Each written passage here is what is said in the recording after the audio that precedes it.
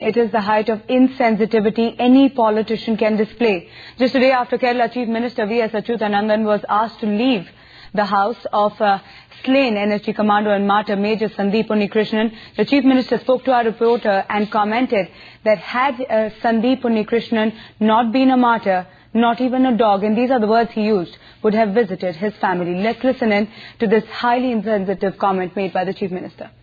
കർണാടകത്തിലെ ചീഫ് മിനിസ്റ്ററും പരിപാലനങ്ങളും വന്നതിന് കൂടെ അല്ലെങ്കിൽ അതിന്റെ മുമ്പോ കേരളത്തിലെ മുഖ്യമന്ത്രിയും മറ്റാളുകളും ഇവിടെ വന്നില്ല.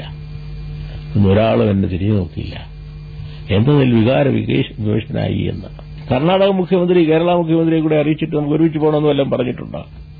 സന്ദീപിന്റെ വീടല്ലെങ്കിൽ ഒരു പട്ടി തിരിഞ്ഞു നോക്കും അവിടെ. സന്ദീപിന്റെ കുടുംബം, സന്ദീപിന്റെ പിതാവ്, സന്ദീപിന്റെ മാതാവ്, സന്ദീപിന്റെ കുടുംബാംഗങ്ങൾ എന്നിവരോടുള്ള ഞങ്ങളുടെ അറ്റാച്ച്മെന്റ്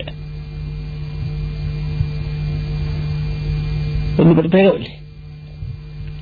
അത് മനസ്സിലാക്കാൻ ഉണ്ണികൃഷ്ണനെ പോലുള്ള ഒരു സോൾജറുടെ പിതാവിന് കഴിയേണ്ടതല്ലേ?